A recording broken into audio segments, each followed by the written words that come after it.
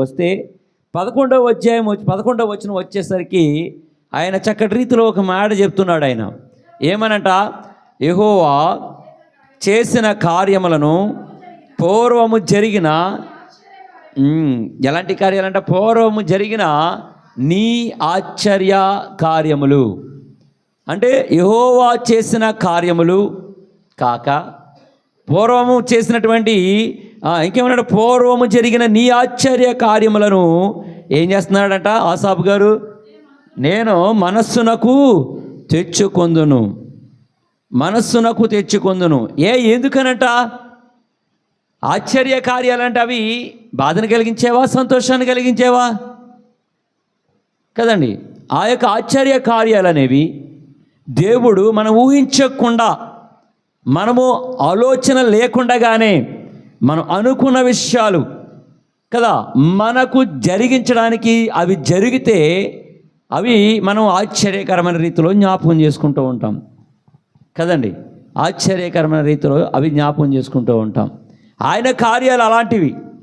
అందుకని ఆయన చెప్తున్నాడు ఏం చేయాలట, ఆయన పూర్వము జరిగిన నీ ఆశ్చర్య కార్యములను నేను మనస్సునకు తెచ్చుకొందును అని చెప్తున్నాడు.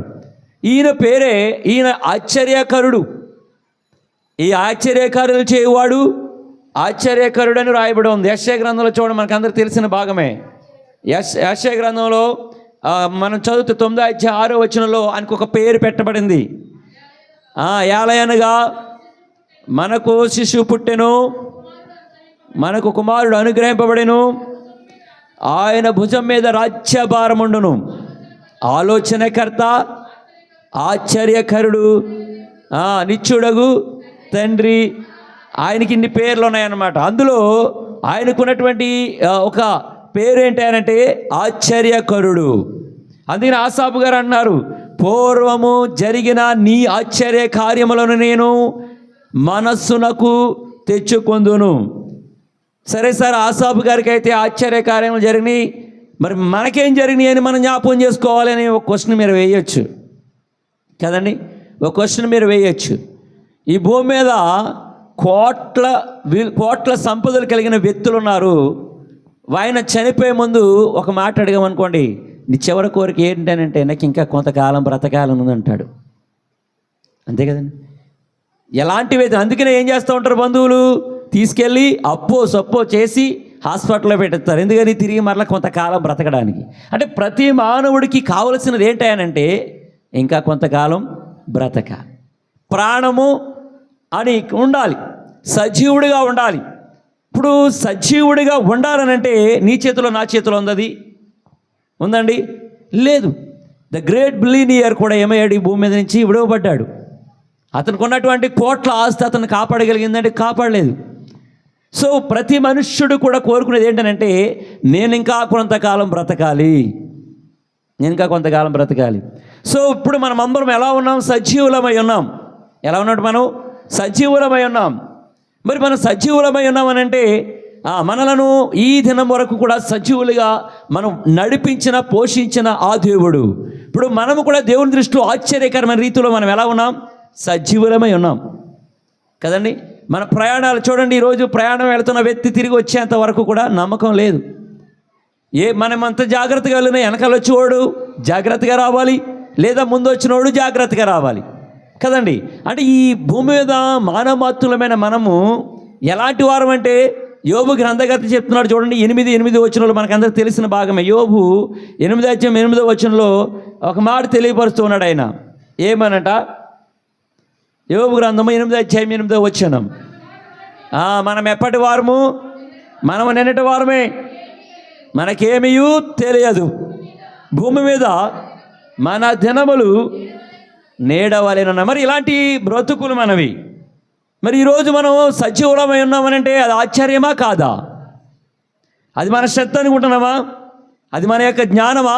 లేకపోతే మనకు ఆస్తి మనల్ని కాపాడిందా? మన ఆరోగ్యమా? ఏదీ కాదు కదండి. మనము ఆశ్చర్యకరమైన రీతిలో సజీవులమై ఉన్నాము. ఇప్పుడు మనం ఎక్కడి నుంచి వచ్చినా, ఎన్ని ప్రయాణాలు చేసినా, ఎంత ఉద్యోగం చేసినా, ఎంత దూరం వెళ్ళినా, చివరికి మనల్ని దేవుడు ఎలా ఉంచాడయానంటే సజీవులుగా ఉంచెను గనుక ఈరోజు దేవుని దృష్టిలో మనమందరము ఆశ్చర్యమైనటువంటి సజీవులుగా మనం నిలబడ్డాం.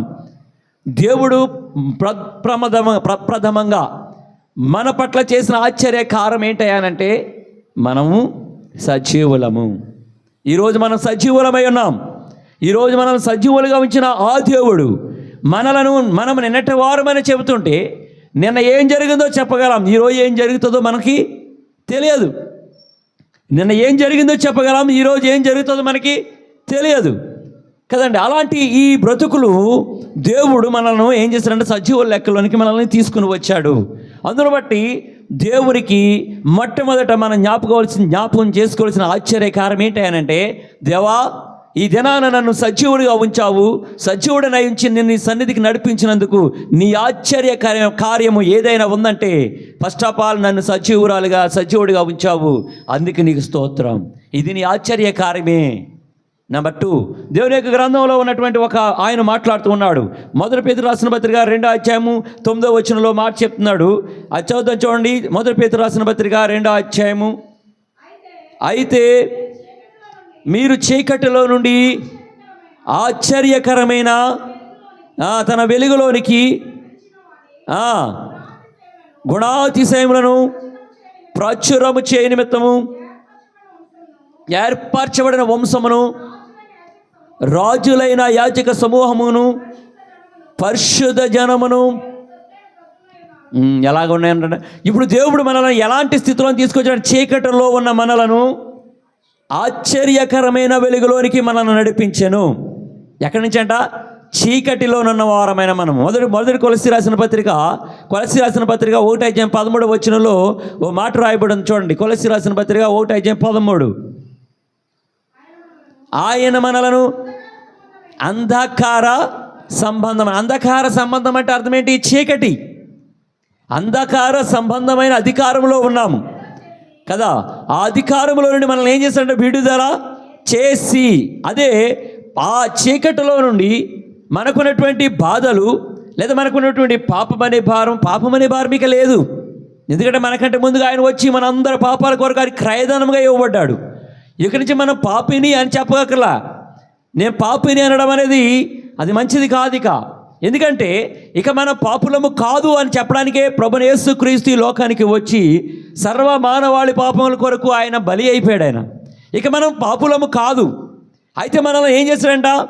ఈ బానిసత్వపు లోక సంబంధమైన అధికారంలో నుండి విడుదల చేసిన దేవుడు. అంటే చీకటి అనేది ఏంటంటే అపవాది నిన్ను తన యొక్క దేవుని యొక్క వెలుగులో ఉండకుండా లేదా దేవుని యొక్క సత్యమైన మార్గంలో నడవకుండా నిన్ను డీవియేట్ చేస్తున్నాడు, నిన్ను త్రోవ తప్పేలా చూస్తున్నాడు. అలాంటి భయంకరమైనటువంటి అంధకారంలో నుండి దేవుడు నన్ను విడుదల చేసి ఆశ్చర్యకరమైన వెలుగులోనికి మనల్ని నడిపిన దేవుడు. ఆశ్చర్యకరమైన వెలుగు ఏంటనంటే నేను ఆ యొక్క సృష్టికర్త యొక్క వెలుగులో నడుచుచున్న వారము. ఆయన వెలుగులో సత్యము అని అర్థం. అది వెలుగు అనగా ఇక్కడ సత్యము. ఆ సత్య మార్గంలోనికి మనం నడబడుతున్నాం.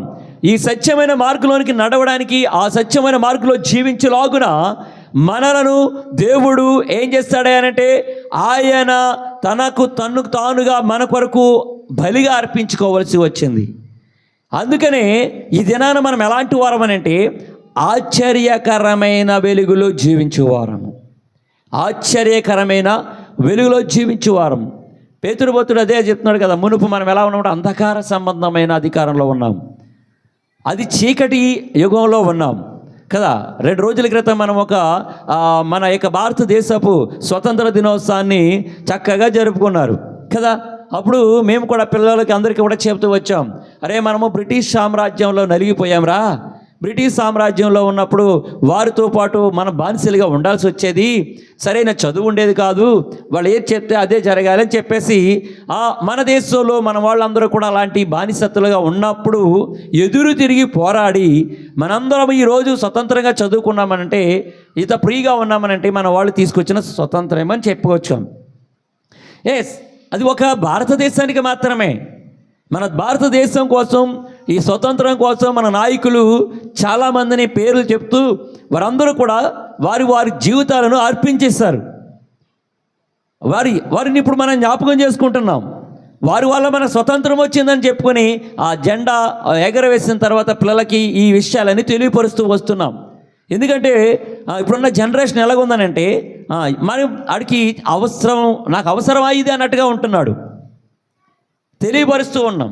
అందుకని గవర్నమెంట్ ఏం చేస్తుందంటే ప్రతి విషయం కూడా పిల్లవాడికి తెలియాలి తర్వాత జనరేషన్కి అని చెప్పేసి ఇవి పాఠ్య పుస్తకాల్లో ముద్రించబడుతున్నాయి. పిల్లలకి నేర్పించమని పాఠాలుగా వచ్చాయి. మరి ఒక భారతదేశానికి స్వతంత్రం తీసుకుని వచ్చిన నాయకుల గురించే మనం గవర్నమెంట్ ఎంత మంచిగా ఆలోచిస్తుంటే, సో ప్రపంచం అంతా కూడా పాపంతో నిండబడినప్పుడు ఈ పాపులందరినీ కూడా పరిశుద్ధులుగా చేయడానికి, రాజులైన యాజక సమూహముగా చేయడానికి, ఆ రాజుల వంశంగా చేయడానికి, ఈ లోకంలో ఉన్నటువంటి ప్రతి వారిని కూడా పాపము అనే బానిసత్వం నుంచి విడిపించిన ప్రభు అయిన యేసుక్రీస్తు. ఈయన గురించి మాట్లాడమంటే ఈయన గురించి ఎక్కడ చెప్తారంటే కేవలం మనమే చెప్పాలి, మనం చెప్పాలి. ఎందుకనంటే ఇది మనకు అవసరం. ఇది మన యొక్క వ్యక్తిగత జీవితానికి, తర్వాత ఈ భూమి ఉన్న తర్వాత, లేదా ఈ భూమి లేకపోయిన తర్వాత మనకు ఆయన చేసిన ఆశ్చర్య కార్యాల గురించి మన పిల్లలకి నేర్పించుకోవాలి. భారతదేశ స్వతంత్రం గురించి మేము చెప్పినట్టుగా అలాగే మనం కూడా మన యొక్క పిల్లలకు ఏం తెలియపరచాలంట? దానికంటే మరి ఆశ్చర్యకరమైనటువంటి సంగతి నేను మీకు చెబుతున్నా. ఏంటో తెలుసా? గలతీ రాసిన పత్రికలో 5వ అధ్యాయం 1వ వచనంలో చెప్తూ ఉంటాడు. గలతీ రాసిన పత్రిక అపోస్తలుడైన పౌలు ఇట్టి స్వతంత్రమును అనుగ్రహించి క్రీస్తు మనలను స్వతంత్రులుగా చేసెను. కాబట్టి మరలా దాస్యమని కాడి క్రింద చిక్కుకొనకూడి. చూసారా? ఇప్పుడు యుద్ధాలు ఎందుకు జరుగుతుందో తెలుసా మీకు? ఇప్పుడు ఒక రాజ్యము ఇప్పుడు మన దేశం మీదకి వేరే దేశం యుద్ధానికి వచ్చిందనుకోండి, అవతల దేశం వాళ్ళు నెగ్గారనుకోండి, మనమందరం వేరే దేశానికి బానిసలం. అర్థమైందా మీకు? వేరే దేశానికి బానిసలుగా ఉండాలి. బానిసత్వ బ్రతుకు. వాడు ఎక్కడికి వెళ్ళమంటే అక్కడికి వెళ్ళాలి. వాడు దేశం రమ్మని తీసుకెళ్తాడు, పనులు చేయించుకుంటూ ఉంటారు. బానిసత్వ బ్రతుకు బ్రతకాలి. అందుకనే యుద్ధాలు పోటాపోటీగా జరుగుతున్నాయి, నువ్వా నేనట్టు జరుగుతున్నాయి. మరి మనల్ని కూడా ఏం చేసినట్టు దేవుడు ఇట్టి స్వతంత్రమును మనకు అనుగ్రహించిన దేవుడు. ఇట్టి స్వతంత్రం మనకు అనుగ్రహించిన ఇది ఎవరి ద్వారా వచ్చిందంట? ప్రభుని యేసు క్రీస్తు ద్వారా మనం ఎలా చేయబడ్డామంట? స్వతంత్రులుగా చేయబడ్డాం. ఇది ఆశ్చర్యకరమైనటువంటి సంగతి. ఒక దేశానికి స్వతంత్రం తీసుకొచ్చిన నాయకులను జ్ఞాపకం చేసుకుంటే సర్వ మానవాళికే, ప్రపంచమునికే ఒక రక్షణను తీసుకుని వచ్చిన దేవుడు, స్వతంత్రాన్ని తీసుకొచ్చిన దేవుడు ఆయన ఆశ్చర్యకరుడు.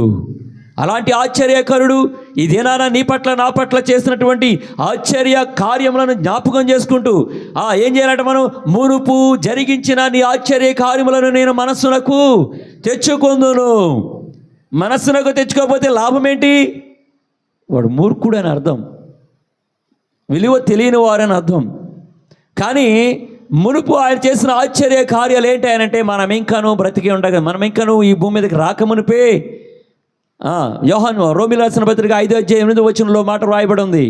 రోమిలు రాసిన పత్రిక 8వ అధ్యాయము 5వ అధ్యాయం 8వ వచనం 5వ అధ్యాయం 8వ మన ఎడల తన ప్రేమను వెల్లడిపరుచున్నాడు. ఎట్లనగా మనం ఇంకను పాపులమై ఉండగానే క్రీస్తు మన కొరకు చనిపోయాను. మనం ఎప్పుడంట? మనం ఇంకాను పాపులమై ఉండగానే, మనకంటే ముందుగా ఆయన వచ్చాడు. అదే ఆశ్చర్యమైనటువంటి కార్యము. మునుపు జరిగిన సంగతి ఏంటంటే 2025 సంవత్సరాల క్రితం నీ కొరకు నా కొరకు గొప్ప ఆశ్చర్యకరుడు ఈ భూమి మీదకు వచ్చాడు. ఆయన మనకున్నటువంటి సమస్త బాధలను, సమస్త నిందను, మనం చేసిన ప్రతి పాపమునకు శిక్షను లేకుండా తొలగించి ఆశ్చర్యకరమైనటువంటి వెలుగులోనికి నన్ను నడిపిన దేవుడు. ఆ దేవునిని ఈరోజు మనం ఏం చేస్తున్నామంట? జ్ఞాపకం చేసుకుంటూ, మనస్సునకు తెచ్చుకుంటూ ఆయనను హృదయమారా ఆరాధిస్తున్నాం. ఆయనను మనము జ్ఞాపకం చేసుకుంటున్నాం. ఆయన ఆశ్చర్య కార్యములను బట్టి మనం ఆయనను ఏం చేయాలంట? స్తుతించాలి. ఆయన సన్నిధిలో మనం నమస్కరించాలి, సాగిలపడి నమస్కారం చేయాలి. ఆయన సన్నిధిని మనం ఏం చేయాలంటే ఆయన యొక్క కార్యములను గొప్ప చేయాలి. అలాంటి ఉన్నతమైన కార్యములు చేస్తున్న దేవుడు. ఆసాపు అంటున్నాడు, అందుకనే నువ్వు చేసిన కార్యములను బట్టి, నువ్వు చేసిన మునుపు జరిగించిన ఆశ్చర్య కార్యములను బట్టి నేను మనస్సునకు తెచ్చుకొందును. అట్లాంటి గొప్ప నిరీక్షణ జీవితం దేవుడు మనకి ఇచ్చాడు. అట్లాగా మనం జ్ఞాపకం చేసుకుంటూ ఆశ్చర్యం గల దేవుని మనం ఆరాధించే వారిలా మనం ఉండాలి. దేవుడు అది నిన్ను నన్ను కోరుకునేది. అది లేకుండా మబ్బు మీద మనం ఏదో నామకార్థంగా ఉంటే దేవుడు వారిని బట్టి దేవుడు ఏం చేస్తాడని అతిశయించాడు. చూడండి, అలాగే దేవుని గ్రంథంలో ఒక ఆయన చెప్తున్నాడు, ఆయన చేసిన ఆశ్చర్యకార్యాల గురించి చెప్తున్నాడు. చూడండి, రెండవ దినవృత్తాంత గ్రంథము 26వ అధ్యాయము 14వ వచనం చదువుతాం. చూడండి, 26వ అధ్యాయం 14వ వచనం. ఉజ్జియా, జాగ్రత్తగా అబ్జర్వ్ చేద్దాం. సైన్యమంతటికి డాళ్లను, ఈటెలను, శిరస్రాణములను, విల్లులను, వడిసెలను చేయించెను. మరియు అతడు పెద్ద రాళ్ళనేమి, ఉపాయశాలలను, యంత్రములను యెరూషలేములో చేయించి దుర్గములలోను బురుజులలోను ఉంచెను. ఇక్కడి నుంచి జాగ్రత్తగా ఆలకిద్దాం. అతడు స్థిరపడు వరకు అతనికి ఎలాంటి సహాయం కలిగిందంట? ఆయనకి ఆశ్చర్యకరమైన సహాయము కలిగను గనుక అతని కీర్తి దూరముగా వ్యాపించెను. జీవంగల దేవుడు నీ పట్ల నా పట్ల చేసిన కార్యాలు ఎలా ఉంటాయంట? ఆశ్చర్యకరమైన సహాయము. ఎలాంటి సహాయం అంట? ఆశ్చర్యకరమైన. ఇప్పుడు ఉజ్జియా జీవితంలో చేసినటువంటి గొప్ప కార్యం ఏంటంటే, దేవుడు అతని పట్ల చేసినటువంటి చెప్పుకోవడానికి ఏముంది ఆయనంటే, ఆశ్చర్యకరమైన సహాయము చేసాను గనుక అతని కీర్తి దూరముగా వ్యాపించిందంట. మరి ఈ దినాన దేవుడు మన పట్ల చేసినటువంటి ఆశ్చర్యకరమైన రీతి ఏంటో తెలుసా? యోబు గారి గురించి సాతానుతో మాట్లాడుతూ ఉన్నాడు. ఈ భూమి మీద ఆయన నా బిడ్డను గురించి నీకు తెలుసా అని అడిగినప్పుడు అతను అంటాడు, అతడు ఊరకనే నిన్ను సేవిస్తున్నాడా? ఏం చేస్తున్నాడు? అతను చుట్టూ నువ్వు కంచె వేసితివి గనుక అతడు నిన్ను సేవిస్తున్నాడు, అతడు నిన్ను ఆరాధిస్తున్నాడు అని రాయి. అయితే అతని గురించి గొప్పగా చెప్తున్నాడు. ఎవరు చెప్తున్నాడు? ఆయన యోబు గురించి ఆ సాతాను అపవాది దేవుని దగ్గర మాట్లాడుతా, అతడు నీ భక్తుడు, అతని చుట్టూ నువ్వు కంచె వేశావు, అతడు నిన్ను ఆరాధిస్తూ ఉన్నాడు, అతను నేనేమీ చేయలేకపోతున్నాను. మరి ఈయనకి చేసే సహాయం ఎలాంటిది? యోబుకి తెలియకుండానే దేవుడు తన చుట్టూ ఏం వేశాడట? కంచె వేశాడు. అది ఎవరికి తెలిసింది? అపవాదికి తెలిసింది అతని చుట్టూ కంచె ఉందని. అందుకే జీవంగల దేవుడు మన చుట్టూ ఆశ్చర్యకరమైనటువంటి సహాయాన్ని అందిస్తూ వస్తున్నాడు. శత్రువు మనలను ముట్టకుండా. ఉజ్జియా అంటున్నాడు, ఉజ్జియా కలిగినటువంటి ఆ పెద్ద రాళ్లను సంపాదించుకున్నాడు, డాళ్లను సంపాదించాడు, ఈటెలను సంపాదించాడు, కవచాలు సంపాదించాడు. వీటన్నిటినీ కూడా బురుజులలో దాచిపెట్టి ఇప్పుడు చాలా హ్యాపీగా ఉన్నాడు. ఇదంతా చేయడానికి గల కారణం ఎవరయ్యానంటే, ఆశ్చర్యకరమైన రీతిలో దేవుడు అతనికి సహాయము చేశాను గనుక అప్పటికి ఏమైందంటే అతని కీర్తి దూరంగా వ్యాపించింది. అతని గురించి గొప్పగా చెప్పుకుంటున్నారంట, అతని గురించి చాలా ఉన్నతంగా చెప్పుకుంటున్నారంట. ఎందుకో తెలుసా? అతనికి దేవుడు ఆశ్చర్యకరమైన రీతిలో సహాయము చేశాను. మన యొక్క వ్యక్తిగత జీవితంలో అలాంటి సహాయాలు చేయలేదా? అలాంటి జీవితంలో మన యొక్క వ్యక్తిగత జీవితంలో దేవుడు మన పట్ల చేసిన ఆశ్చర్యకరమైన సహాయాలు ఏమీ లేవా? ఉజ్జియా చెప్తున్నాడు, అతని కీర్తి అంత గొప్పగా వ్యాపించడానికి గల కారణం ఏంటంటే అతడికి ఆశ్చర్యకరమైన రీతిలో సహాయము దేవుడు చేశాను అని వ్రాయబడింది. పేతురు రాసిన పత్రికలు అంటాడు, ఆశ్చర్యకరమైనటువంటి వెలుగులోనికి మనల్ని నడిపించిన ఆ దేవుడు మనల్ని రాజులైన యాజకుల సమూహముగా మనలను ఉండడానికి, ఆయన కీర్తిని ప్రచురించడానికి మనల్ని ఏర్పాటు చేసుకున్నాడని వ్రాయబడింది. ఇదేను ఇప్పుడే మన ఉజ్జియా గారు చెప్పేది అదే. నాకు ఆశ్చర్యకరమైన రీతిలో దేవుడు సహాయం చేశాను కనుక ఈరోజు నేను ఈ ఉద్యోగంలో ఉన్నాను, లేదా ఈరోజు నేను ఈ ఉద్యోగంలో నా పేరు ఎంతగా వినబడుతుంది, లేదా నేను ఈ పనిలో నేను ఒక నిమగ్నుడే, ఒక నిష్ణాతుడనై ఉన్నాను, లేదంటే ఒక ప్రావీణ్యం కలివాడుగా ఉన్నాను. అందుకనే ప్రతి వారు నన్ను పిలిచి నీ చేత ఈ పనులు చేయించుకుంటూ ఉంటారు. ఒక గొప్ప కీర్తిని కలిగించాడు. అంటే ఏ వృత్తిలో మనం ఉన్నామో ఆ వృత్తిలో దేవుడు మనకి ఆశ్చర్యకరమైన సహాయం చేయటం వలనే మనం ఆ వృత్తి పనుల్లో మనం ఉన్నాం, గొప్పవారుగా ఉన్నాం, కుటుంబాలని పోషించుకోగలుగుతున్నాం. లేకపోతే మనం ఒక డ్రైవింగ్ చేయాలన్నా, లేదంటే ఒక పని చేయాలన్నా, వ్యవసాయం పని చేయాలన్నా మన శక్తి కాదు. అందుకనే ఈ ఉజ్జియాకి కలిగినటువంటి గొప్ప ఆలోచన ఏంటంటే, నాకు దేవుడు ఆశ్చర్యకరమైన రీతిలో సహాయము చేశాను గనుక నా పేరు అనేక చోట్ల కీర్తి వ్యాపించబడింది అని చెప్తున్నాడు. దేవుడు చేసే ఆశ్చర్యకరమైన సహాయము నెంబర్ 2 అనమాట. అది నెంబర్ 3. ఇంకో మాట జ్ఞాపకం చేసుకుందాం. చూడండి, మనకున్నటువంటి దానియేలు గ్రంథంలో, దానియేలు గ్రంథము 3:24 ఒక మాట రాయబడి ఉంది. చూద్దాం, చూడండి. ఇది అందరికీ మనకు తెలిసిన విషయమే. దానియేలు గ్రంథము, నెబుకద్నెజరు ఆశ్చర్యపడి మేము 3 మనుషులను ఈ అగ్నిలో వేసితిమి కదా అడిగాను. వారు రాజా అని రాజుతో ప్రత్యుత్తరం ఇచ్చిరి. నేను 4 మనుషులను బంధకములు లేక అగ్నిలో సంచరించుట చూచుచున్నాను అని చెప్తున్నాడు. వారికి ఏమీ హాని కలగలేదు. చూసారా, రాజుకి ఏం కలిగిందంటే ఇక్కడ ఆశ్చర్యం కలిగింది. ఆయన చేసిన పని ఏంటనంటే, ఆయన మాట వినలేదు. వారిని ఏం చేయాలి? ఇప్పుడు అగ్నిలో పాడవేశాడు. అలా బంధించి అగ్నిలో పాడేస్తే అగ్నిలో ఉన్న ఈ వీరందరినీ కూడా చచ్చిపోయాడేమో అనుకుని ఒక రాజుగారికి ఒక సందేహంతో వచ్చి చూశాడు. చూసేసరికి ఏం కలిగిందంట? ఆశ్చర్యం కలిగింది. అరే, మనం వేసింది 3 కదా, ఆ 3 కనబడాలి కదా, ఇంకో వ్యక్తి ఉన్నారేంటి? ఆశ్చర్యకరుడు. నువ్వు అనుకోవచ్చు నువ్వు ఒంటరి అని అనుకోవచ్చు, నువ్వు అనుకోవచ్చు నాకు ఎవరు లేరని అనుకోవచ్చు, నువ్వు అనుకోవచ్చు నాకు ఇబ్బందులు ఉన్నప్పుడు నాకు ఎవరు సహాయం చేయట్లేదని నువ్వు అనుకోవచ్చు. No need to worry about that. మనం దేని గురించి చింతించకూడదు.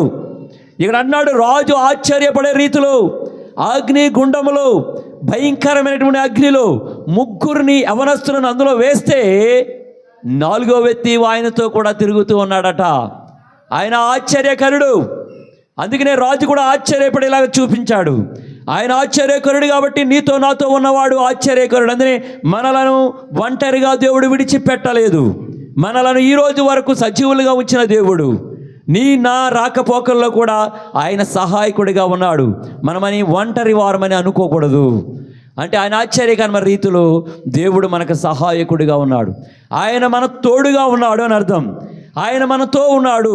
ఎక్కడ 2-3 కూడి నా నామమున చేరుకుంటారు వారి మధ్యలో నేనున్న మాట. నువ్వు ఒంటరిగా ఉన్నా సరే, నువ్వు కష్టాల్లో ఉన్నా సరే, ఈ 3 స్నేహితులకు ఉన్నది ఏంటంటే భయంకరమైనటువంటి కష్టం వచ్చింది, భయంకరమైనటువంటి సిచ్యువేషన్ ఎదురైంది. ఇప్పుడు వారిని అగ్నిలో వేస్తారు. అయినా కూడా అగ్నిలో వేసినా మమ్మల్ని పర్వాలేదు, మా దేవుడు అగ్నిగుండంలో నుంచి కూడా రక్షించగల సమర్థుడు అని సవాల్ చేస్తూ అగ్నిలోనికి వెళ్ళడానికి సిద్ధపడ్డారు. అందుకనే ఆ రాజుకు ఆశ్చర్యము కలగడానికి కారణం కదా, ఆయనకు ఆశ్చర్యకరమైన రీతిలో ఆయనను చూడడానికి గల కారణము అది. సో ఆ రీతిలో దేవుడు అతనిని జ్ఞాపకం చేసుకుంటూ వచ్చాడు. రాజుగారికి తన ఆశ్చర్య కార్యాలేంటో చూపించగలిగాడు. అందుకనే ఆయన ఆశ్చర్యపడి, నేను వేసినది 3 కదా, 3 అయితే 4 నాకు కనబడుతున్నారేంటి? కనీసం వీరికి ఏ హాని కలగట్లేదే, వీరు చనిపోలేదే, వీళ్ళకి కొట్టుకోవట్లేదు, లోపల చాలా చక్కగా అగ్నిగుండంలో తిరుగుతూ ఉన్నారే. ఈ 4 బట్టి చూస్తే దేవుడు చేసిన ఆశ్చర్యమైనటువంటి క్రియ, మునుపు సంగతులు ఆ రాజుగారిని బట్టి ఈరోజు మనం జ్ఞాపకం చేసుకుంటున్నాం. మరి నీ పట్ల నా పట్ల దేవుడు మన ప్రతి విషయాలలో కూడా సహాయకుడిగా ఉన్నాడండి. మనతో పాటు ఆయన ఉంటూ ఉన్నాడు కదా. చూడండి, ఇంకో మాట చెప్పి నేను ముగిస్తాను, ఆరాధనలోకి వెళదాం. యోసేపు గురించి మనం జ్ఞాపకం చేసుకుంటూ వస్తే, యోసేపు గురించి ఆదికాండము 45వ అధ్యాయంలో 6వ వచనంలో మనం జ్ఞాపకం చేసుకుందాం. అక్కడ ఒక మాట రాయబడి ఉంది. ఏమనంటే ఆయన కూడా మాట చెప్తున్నాడు. ఏమని చూద్దాం, చూడండి. కరువు దేశంలో ఉన్నది, కోత అయినను లేని సంవత్సరములు ఇంకా 5 వచ్చును. మిమ్మును ఆశ్చర్యముగా రక్షించి దేశములో మిమ్మును శేషముగా నిలుపుటకు దేవుడు ఏం చేశాడంట? ఆశ్చర్యకరముగా ఏం చేశారంటే ఆయన రక్షించాను. కరువు వచ్చింది, 2 సంవత్సరాలు వచ్చింది, ఇంకా ఇలాంటివి ఎన్ని ఉన్నాయంట, 5 ఉన్నాయంట. మరొక 5 సంవత్సరములు సేద్యమైనను కోత అయినను కోయడానికి లేదు. సేద్యం చేస్తే కోయడానికి ఉంటుంది, సేద్యం చేయడానికి లేనప్పుడు ఇంకా కోత ఏం కోస్తాడు? అలాంటి భయంకరమైనటువంటి ఇలాంటి పరిస్థితుల్లో దేవుడు యాకోబు సంతతిని ఎలా ఉంచాడంట? ఆశ్చర్యకరమైన రీతిలో రక్షించి వారిని దేశములో మిమ్మల్ని శాశ్వతముగా ఉంచాను. దేశమంతా. మరి ఆయన ఏం చేయబడ్డాడు? కాన్సన్ట్రేషన్ ఇక్కడ పెట్టండి. ఆయన ఏం చేయబడ్డాడు? అమ్మబడ్డాడు. ఫస్ట్ చంపాలనుకున్నారు, ద్వేషించబడ్డారు. ఆ తర్వాత అతనిని బంధించబడ్డాడు. అతని సరస్సాలలో పెట్టినప్పటికీ కూడా అతను దేని విషయంలోనూ కూడా చింతించలేదు, దేవుని మీదే భారం వేసుకున్నాడు. అవమానించబడ్డాడు. యోసేపు అన్నలు అమ్మేస్తుంటే ఎంత బాధపడి ఉంటాడో ఒకసారి ఆలోచించండి. మన ఇంటికి వచ్చిన వారిని పలకరించకుండా పక్కకు కూర్చుంటేనే కోప్పడిపోతాం, బాధపడిపోతాం. కానీ ఇక్కడ ఈయన పరిస్థితి ఏంటంటే అమ్మేశారు. ఒక నీళ్లు లేని గోతులో పడేశారు, చంపేద్దామనుకున్నారు. కానీ అతనిని వచ్చేవారికి బానిసగా అమ్మేశారు. అమ్మబడిన ఈ వ్యక్తి ఒకనొక రోజు వచ్చేసరికి దేశమందంతటా కరువు వచ్చింది. వీరు ఈ కరువు వచ్చిన తర్వాత ఫలానా చోట ఆహారం దొరుకుతుందని తెలిసినప్పుడు ఈ అన్నలందరూ కూడా సంచులు పట్టుకుని వెళ్ళారు. ఇప్పుడు అక్కడికి వెళ్ళి కూర్చొని ఈ ఆహారం కొరకు ఎదురు చూసేసరికి కనబడింది ఎవరు? ఎప్పుడైతే వీరు ఎవరినైతే చంపాలనుకున్నారో, ఎవరినైతే అమ్మేశారో ఆయనే ఆ ఆహారాన్ని సప్లై చేస్తున్నాడు. వారు ఒక్కసారిగా ఆయన గురించి తెలిసినప్పుడు భయపడ్డారు. ఎందుకయ్యానంటే వారు ముందు చేసిన తప్పు. కానీ ఈ వ్యక్తి అంటున్నాడు, యోసేపు గారు అంటున్నారు, ఏమన్నాడంటే దేవుడు మిమ్మలను ఆశ్చర్యకరమైన రీతిలో మిమ్మలను రక్షించాను అని చెప్తున్నాడు. ఆశ్చర్యంగా రక్షించాను దేవుడు. దేశంలో మిమ్మల్ని ఎలా ఉంచాడు? శాశ్వతముగా ఉంచాడు. దాని కింద పోతే ఒక చక్కని మాట మాట్లాడుతున్నాడు ఆయన.